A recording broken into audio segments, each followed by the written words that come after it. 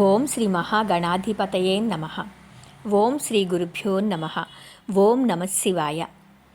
శివపురాణంలో ఈరోజు సృష్టి రహస్యాన్ని గురించి తెలుసుకుందాం. గురువర్య, అసలు సృష్టి ఏ రకంగా జరిగిందో వివరించండి అన్నాడు కృష్ణశర్మ. నాయనా, శివపురాణంలోని సృష్టి రహస్యాన్ని వివరిస్తాను వినండి అంటూ ప్రారంభించాడు రత్నాకరుడు. సృష్టికి పూర్వము ఈ జగత్తంతా జలమయంగా ఉండేది. ఎటు చూసినా మహాసముద్రమే. దానికి ఎల్లలంటూ ఏమీ లేవు. ఆ నీటి నుండి ఒక మహా తేజస్సు ఆవిర్భవించింది. క్రమంగా ఆ కాంతిపుంజం ఒక రూపు దాల్చింది. తేజోమయమైన ఆ కాంతిపుంజమే పరబ్రహ్మం. అదే పరమశివుడు. ఆ పరబ్రహ్మ సృష్టి చేయాలి అని సంకల్పించిన వాడై తన శరీరంలోని ఎడమ భాగం నుండి ప్రకృతి స్వరూపిణిని కల్పించాడు. ఆమె ఆదిశక్తి, పరాశక్తి, జగన్మాత. శక్తి ప్రాదుర్భూతమైన తర్వాత పరమేశ్వరుడు సృష్టి ప్రారంభించాడు. మొదటగా పరమేశ్వరుడు ప్రకృతి స్వరూపమైన ఆదిశక్తిని తన వామాంకం పైన ఆసీనురాలిని చేసి ఆమెను కౌగిలించుకుని విహారానికి బయలుదేరాడు. ఆ సమయంలో పరమేశ్వరుని సంకల్పం వల్ల నీలమేఘశ్యాముడు 4 చేతులు కలవాడు. ఆ చేతుల యందు శంఖ, చక్ర, గదా పద్మములను ధరించినవాడు, లక్ష్మీదేవితో కూడినవాడు అయిన శ్రీమన్నారాయణుడు ఉద్భవించాడు. పరమేశ్వరుడు అతడికి పట్టు వస్త్రములు, మణిమయ కిరీటము, కౌస్తుభము ప్రసాదించాడు. అతడు పీతవస్త్రము ధరించాడు కాబట్టి పీతాంబరుడు, లక్ష్మీ సమేతుడు కాబట్టి మాధవుడు, విశ్వవ్యాప్తి కాబట్టి విష్ణువు, సృష్టికి ముందుగా పుట్టాడు కాబట్టి పురుషోత్తముడని ప్రసిద్ధి చెందాడు. పరమేశ్వరుడు నారాయణుడికి ఓం నమః శివాయ అనే పంచాక్షరి మహామంత్రాన్ని ఉపదేశించి, నారాయణ, సర్వకాల సర్వావస్థలయందు ఈ మంత్రాన్ని జపించు. ఈ జగసృష్టిలో నీదే ముఖ్య పాత్ర అని చెప్పాడు. విష్ణుమూర్తి సముద్రంలో వటపత్రము మీద శయనించి పంచాక్షరీ మంత్ర జపం చేస్తుండగా అశరీరవాణి, ఓయి, నారమునందుండుట చేత నీవు నారాయణుడు అనబడతావు అని పలికింది. నారము అంటే నీరు, జ్ఞానము అని అర్థం. అందుకే శ్రీమన్నారాయణుడు జ్ఞాననిధి. ప్రకృతి త్రిగుణాత్మకమైనది, అంటే సత్వ, రజస్, తమో గుణములతో కలిసి ఉన్నది. పరబ్రహ్మ చిశ్చక్త్యాత్మకముగు తన వీర్యమును గుణసంచలనము లేనప్పుడు ప్రకృతి యొక్క యోని అందుంచాడు. దీనివల్ల మహత్తత్వం పుట్టింది. మహత్తత్వము వికారము పొందడం వల్ల అహంకారం జనించింది. ఈ రకంగా అవ్యక్తమైన పరబ్రహ్మం నుండి మహత్తత్వము, అహంకారము వచ్చాయి. అహంకారం నుండి పంచతన్మాత్రలు, అంటే శబ్ద, స్పర్శ, రూప, రస, గంధాలు. వాటి నుండి పంచభూతాలు, అంటే పృథ్వీ, జలము, తేజస్సు, వాయువు, ఆకాశము. వాటి నుండి జ్ఞానేంద్రియాలు, కర్మేంద్రియాలు, మనస్సు, బుద్ధి, చిత్తము ఉద్భవించాయి. ఇప్పుడు శ్రీ మహావిష్ణువు సృష్టి చేయగోరి వేదములు, 24 తత్వములు, త్రిగుణములను ఒక్కసారి స్మరించాడు. ఆ సమయంలో అతని నాభి నుండి మహాపద్మము ఒకటి ఆవిర్భవించింది. అందులో 5 ముఖాలతో బ్రహ్మ సరస్వతీ సమేతుడై ఉన్నాడు. అప్పుడు బ్రహ్మ తమోగుణ ప్రధానుడు. కనుచూపు మేరలో బ్రహ్మకు జలము తప్ప ఏదీ కనిపించలేదు. అప్పుడు పరమేశ్వరుని ఆజ్ఞపై ఓంకార జపం చేయటం మొదలుపెట్టాడు. బ్రహ్మ తపస్సుకు మెచ్చి లక్ష్మీనారాయణుడు ప్రత్యక్షమైనాడు. విష్ణువును చూసి బ్రహ్మ, నీవెవరవు, ఇచ్చటికేల వచ్చితివి అన్నాడు. దానికి నారాయణుడు, కుమారా, జగత్తును సృష్టించాలనే కోరికతో ముందుగా నాభికమలం నుండి నిన్ను సృష్టించాను. సృష్టికి ఆధారమైన వేదములను నీకు ప్రసాదిస్తున్నాను. నీకేం వరం కావాలో కోరుకో అన్నాడు. అప్పుడు తమోగుణ ప్రధానుడైన బ్రహ్మ, నేను స్వయంభువును, ఆదిపురుషుడను. నా పుట్టుకకు కారణం నువ్వెలా అవుతావు అని అడిగాడు. విష్ణువు ఎంతగా నచ్చచెప్పాలని ప్రయత్నించినా బ్రహ్మ వినలేదు. దాంతో విష్ణువు పరమేశ్వరుణ్ణి ప్రార్థించాడు. అప్పుడు పరమేశ్వరుడు ఓంకారనాదం చేస్తూ జ్యోతిర్లింగ రూపంలో బ్రహ్మ, విష్ణువుల మధ్య ఉద్భవించాడు. ఆ లింగాన్ని చూసి బ్రహ్మ, విష్ణువులు అమితాశ్చర్యం పొందారు. ఆ లింగానికి తుది మొదలు కనిపించలేదు. జ్యోతిర్లింగానికి ఆద్యంతములు కనుగొన్నవాడే అధికుడు అని నిర్ణయించుకున్నారు తండ్రి కుమారులు. విష్ణు యజ్ఞవరాహ రూపంలో అధోముఖంగానూ, బ్రహ్మ హంసవాహనం మీద ఊర్ధ్వముఖంగానూ ప్రయాణం చేశారు. ఇలా 100 సంవత్సరాలు గడిచాయి. కానీ బ్రహ్మ, విష్ణువులు ఆ లింగం యొక్క ఆద్యంతాలు తెలుసుకోలేకపోయారు. అప్పుడు ఆ ఇద్దరు, ఇంతకాలమైన జ్యోతిర్లింగం యొక్క తుది మొదలు కనుక్కోలేకపోయాము. మనలో ఎవరు గొప్ప అనేది తేలలేదు. కాబట్టి ఇద్దరం కలిసి ఆ పరమేశ్వరుణ్ణే ప్రార్థిద్దామనుకొని పరమేశ్వరుణ్ణి భక్తి శ్రద్ధలతో పరిపరి విధాల ప్రార్థించారు బ్రహ్మ విష్ణువు. వారి ప్రార్థన మన్నించిన పరమేశ్వరుడు పినాకపాణి అయి వారి మధ్యన సాక్షాత్కరించి బ్రహ్మను చూసి, బ్రహ్మదేవా, ఈ జగత్తును సృష్టించడం కోసం నువ్వు విష్ణువు యొక్క నాభికమలం నుండి పుట్టావు. సరస్వతీదేవి నీకు తోడుగా ఉంది. ఇప్పుడు తమోగుణం చేత ఆవరించబడి ఉన్నావు. ఆ కారణం చేత నీవెవరవో నీకు తెలియటం లేదు. విష్ణుమూర్తి ఇచ్చిన వేదాలను ఆధారంగా చేసుకుని సృష్టి కార్యక్రమము కొనసాగించు అన్నాడు. తమోగుణుడై బ్రహ్మ పరమేశ్వరుని లక్ష్యపెట్టలేదు.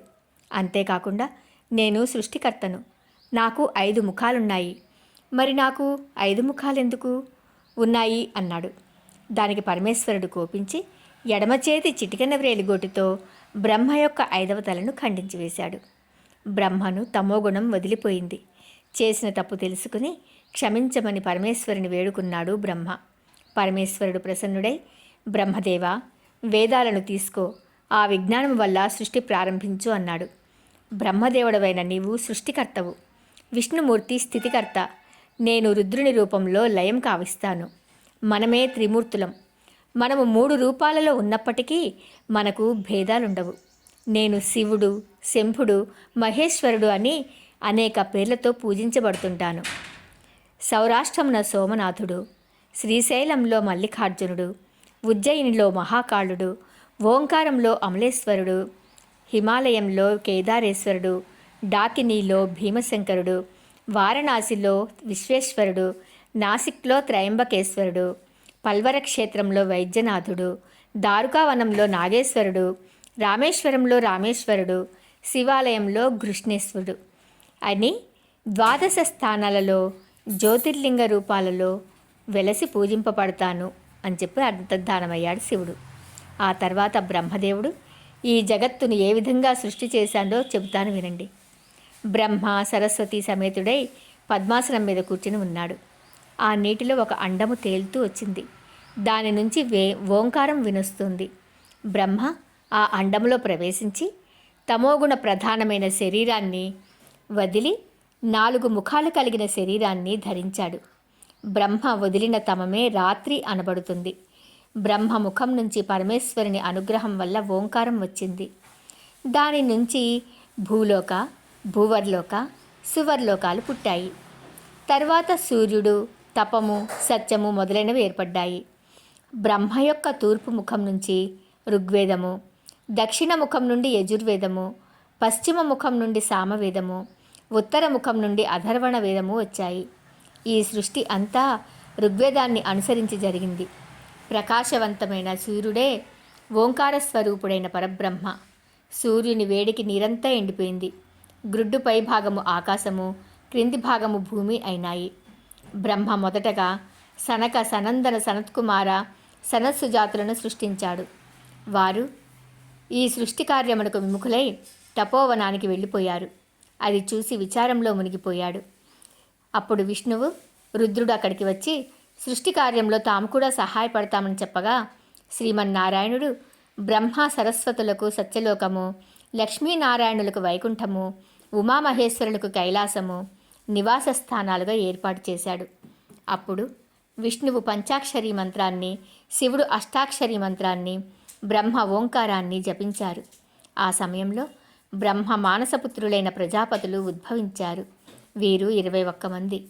బ్రహ్మ, మనువు, దక్షుడు, భృగువు, ధర్మడు, యముడు, సురీచి, అంగీరసుడు, అత్రి, పులస్త్యుడు, పులహుడు, క్రతువు, కశ్యపుడు, వశిష్ఠుడు, పరమేష్ఠి, సూర్యుడు, సోముడు, కర్దముడు, క్రోధుడు, ఆర్వాకుడు, ప్రీతుడు.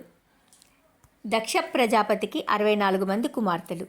వీరిలో అదితి, దితి, వినత, కద్రువ, శశ, ముని, అరిష్ట, మాతంగి, తామ్ర ఇలా అనే 10 మందికి కశ్యపునికిచ్చి వివాహం చేశాడు.